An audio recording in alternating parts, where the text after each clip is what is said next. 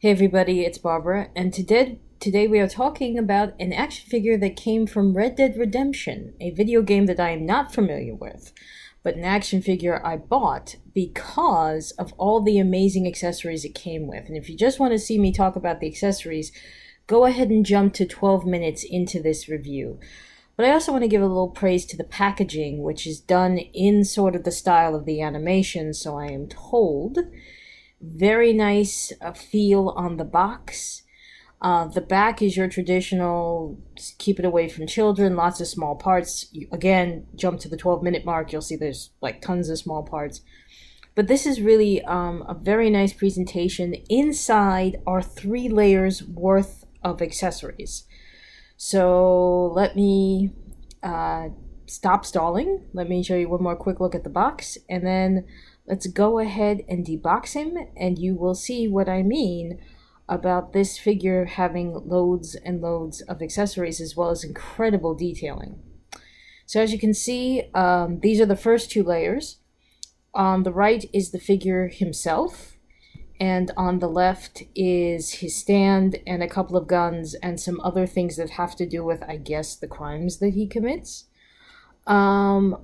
On the right-hand side, you will see that you have 2 head sculpts, several pairs of hands, not many pairs of feet. We'll talk about that. You can also see, again, the very nice guns. There's some this is where the dynamite and the coonskin cap was kept. Let's go ahead and show you the 3rd layer, which I was talking about. This is basically everything you would ever need to be on the trail in the Old West. Like I said, tons of accessories. Let's get right to it. He also comes with a coat. 2 coats, actually. This second one in particular is really nice. I'm going to spend a lot of time talking about both, but I just wanted to show you that again. As I said, let's stop here and go right to the figure himself, which we'll talk about first, and then we'll get to the accessories. This is the figure. This is on him right now is the younger head sculpt. This is what you would see. This is very typical of what you would see in a correctly made Western in terms of how they would look. The jacket, the suspenders with pants. And this is the older head sculpt. This is a guy who has been there and done it all. The first thing that tells you that he's been there is just that gorgeous 5 o'clock shadow. It's not real hair, but the detailing of the paint is such you would think it was. The scarring is also amazing. Again, there's like detailing in the paint and the layering that gives it a sense of depth. There's also, as you know, the lips are very nicely pursed together. There's you can see a little bit of detailing on the lips as well, the line. The hair kind of indicates that this is a guy who hasn't had a haircut in a while. Not real hair, by the way, it's molded on, but again, there's lots of detailing in the stranding of it, in how it falls over his ears. It's all just really, really well done. The eyes are well done. They have a sort of weariness to them. There's there's highlights to the hair. It's all really well done. Going in closer to this second head sculpt, which is the younger person, you can tell, unless you will tell in a second when I scroll up, you can tell that he's been around because, again, you have the 5 o'clock shadow on his face, but the hair, again, molded on, is much more closely cropped. The scars are missing, so this is, again, the younger version, the one who has seen some action, but not the action of the story. Really, again, the 5 o'clock shadow is very well done. The face has a little bit of grunginess to it, like he's been on the trail, which is completely appropriate to somebody who's a saddle tramp who does a lot of that kind of work. You can also see, by the way, or you will see in a second, that the hat has a great deal of detailing to it, which it's worn, it fits him well. Here's his gun belt. I'm going to spend a little more time on the gun belt. But then I also want to talk about his hands, which are more appropriate. You do come with several sets of hands that can either for fighting or for shooting. As you can see, the right hand is for fighting, the left is for punching, and they have that beautiful detailing of the grunginess of the hand. It's dirty, but you can also see veins. It's all, I mean, it's again, this is somebody who rides horses for a living, so his hands aren't supposed to be clean. There's a lot, there's detailing at the knuckles that they're worn. There's a lot of grunginess around the hand. It's all beautifully sculpted and painted and detailed. You also get a set of gloved hands that are just gonna lie straight as if he was at a table. And you also have a second set of gloved hands, which I think I have backwards, but again, for shooting or for just being there. You also, again, just to show you a little more detailing of the hat, the wearing on the inside of it, the dust on the outside like he's been on the trail. You also have this very interesting second raccoon or coonskin cape. If you can see me, the tail was incredibly soft. The tail makes the hat. The tail is very nice. It's soft. I don't think it actually came from a raccoon, but it's very soft. Of course, the head is not a real raccoon's head. That's how I guess they get around the animal control. That's all molded, but again, the detailing on the face was amazing. So I put it on his head so you could see that it fits on the younger head much more nicely than it will on the older head. The jacket he is wearing is lined, which is an incredible nice detail for an action figure like this. They usually don't bother. It has pockets, but the pockets are fake. The buttons are also fake. You can't button it. He comes with suspenders, which is appropriate to the era. You don't see belts really until the 19th century. Speaking of belts, the gun belt very nicely has places where you can put the real bullets. The bullets can be loaded into the gun, but I didn't do that for this review. You can also notice the hatch opens, the bullet, you can move parts of it. In other words, you can move, the trigger does not work. The one thing you would want to work is the trigger. It doesn't. The cylinder does. And this is the smaller of the two guns, smaller in the sense that the barrel is considerably shorter, as you'll see in a second while I hold them side by side. But again, they have the detailing of being worn and being used. The gun belt, however, doesn't. The gun belt looks relatively new. It doesn't look worn. So this might be a little present that he gave to himself. And by the way, both the pants and the trousers are going to close with Velcro, which is not a surprise for an action figure. As you can see, the boots are tricky. The boots do come with removable spurs, which I'm not a huge fan of. I'll say a little bit more about that later. The boots do not come off. Do not try. I mean, they're very nicely detailed. They do have that strap that you would use to put the spur on. It has the look of worn leather, but you cannot take these boots off. I tried very hard and I almost broke the foot. Luckily, however, and you'll see this at the end of the video, there is a separate joint that you actually have to take the boots off and put separate joints on to wear different shoes. So let's set him back on his stand, and we're going to go ahead and start to look at some of the other accessories that come with this.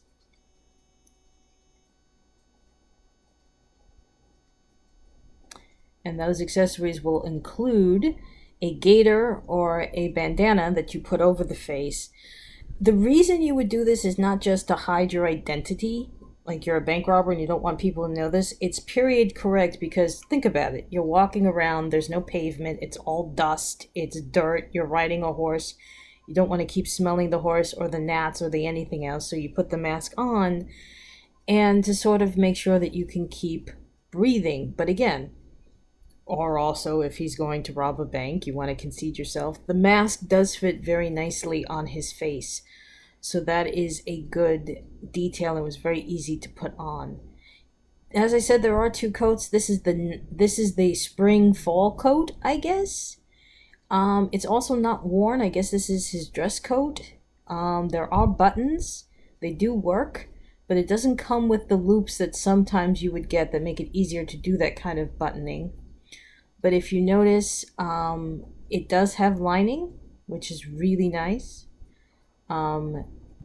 Proper suiting lining, by the way, but not into the arms of the jacket. The collar is okay. It has a little bit of wear to it. This is obviously not, it's not going to be as well tailored as you'll see with like an Integrity Toys. The second coat is the winter coat. I love it because it has that beautiful detailing on it at the bottom that it has been worn. It's got mud on it. It's got dirt on it. This is somebody who's worn it on the trail quite a bit. It's also got the lining inside that shows you that this is a coat that would be worn in colder weather. So this is really nice. You have the I'm showing you again the wear that goes all the way through from the bottom to the cuffs. The buttoning, the back slit, which you would need to walk around in, that's all really great detailing. Just let you appreciate that a little bit more. I mean, really, the detailing goes all the way through, and the vent in the back is necessary if you're going to get on and off a horse, of course. The buttons are kind of like you would see on a sea captain's, with that hook, with the hook and eye. And you have the rifles. This is the older of the two rifles, and I say that because the silver here is very clearly worn out. This is something that's been used often. It does have the strap, obviously, that you would throw over your shoulder. Parts again move, parts of it do not. You cannot load the bullets into this. This is the newer of the two guns, and I say that because the gold or the brass is so much cleaner and not worn down. So I guess this is from the start of his journey. It also would potentially take a different size of ammo. Again, you have the strap to carry it with, and you of course have the trigger hands. These are both incredibly well done detailing wise and authentic in the different barreling sizes.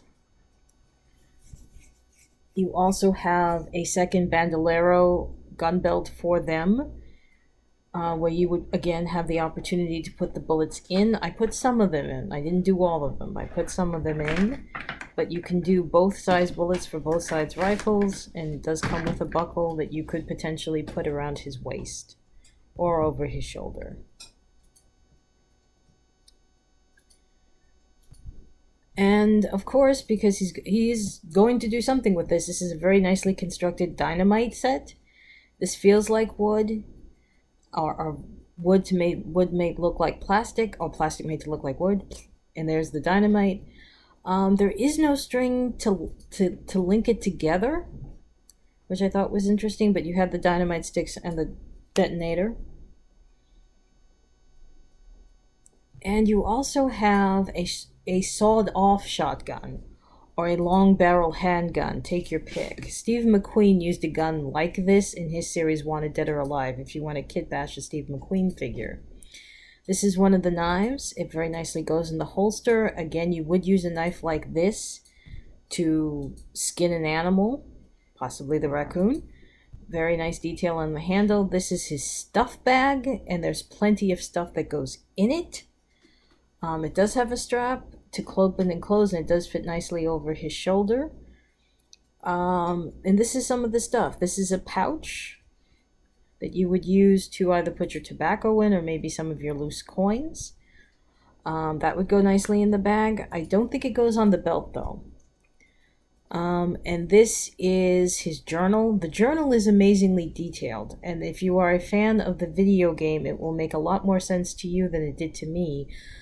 But the fact that there are different elements of his story or of his adventures detailed in his drawings and his entries, again, if you know the game, it will make more sense to you. But even if you don't know the game, it's just nice to have that kind of detailing, that if you wanted, for the playability's sake, to have one of your other characters or other figures or dolls drawing in the book, you can certainly do that with this, and you have something pre-drawn in. And it does close with a latch, with a strap. A latch or a strap, whichever you want to call it. I'm bringing in the table because I have a few more items I wanted to show you. Again, I'm not kidding here. This is like Accessory City. Necessary booze. Moonshine, before it was actually moonshine. Some canned fruit to eat on the trail. This is either going to be flour to cook with, or you can pretend that it's the bag of gold. Either one. the playability is off the charts with this. And we're not done yet, folks. We still got even more accessories to take a look at. The bow and arrow. This would be obviously used to kill like smaller raccoons, squirrels. The bow has give. The arrow does have a sharp tip, so you want to be a little bit careful of that. The tail of the arrow is not feathers, but it is still very well done. And this, ladies and gentlemen, is why I originally was attracted to this set. I know it's very silly to say that I would just do it for a fishing pole, but this is the only time I've seen a fishing pole that has a rod and a reel that work. It is, you can move the lure around. You see me doing it here. I had it wrapped up around the pole, but you can use the reel to reel in the fishing line. It does actually have a hook on it. It's all, the line feels like a fishing line. It is completely appropriate. It has the right kind of give for a fishing pole of that kind to give, to reel the fish in. Right height, right width, it's perfect. Here is the poor unfortunate fish. You can put the hook into it, so it looks really good. It's certainly a lot bigger than any fish we get from Rement, so that's, again, tons of playability there in the fridge. These are the two pieces I was telling you about. These are the feet pegs. If you can get the boots off, and it's very hard to do, you're going to need the heating pad. But then you have these pegs that you would put into the feet, and then if you have a spare pair of feet in your collection, you can put a different pair of shoes on him. That's about the only way the boots come off.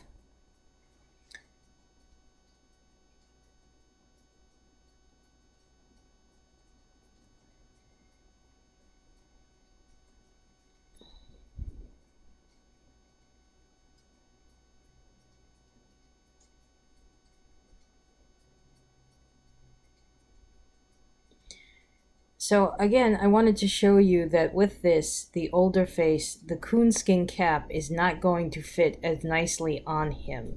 So maybe the wilderness hat is a sign of his naivete, or he was much more the nature boy. It fits better on the younger head, but again, still incredibly well detailed. And I mean, this is I've gone through everything now, but the playability here is just so completely off the charts. You have all of these different elements that you could transfer to any sort of Western set, or you can turn any figure into a Western figure with these pieces. The spurs, again, I'm not a fan of spurs because of what they do to horses, but they do feel like metal even if they are not. And the spurs do move, and they are sharp.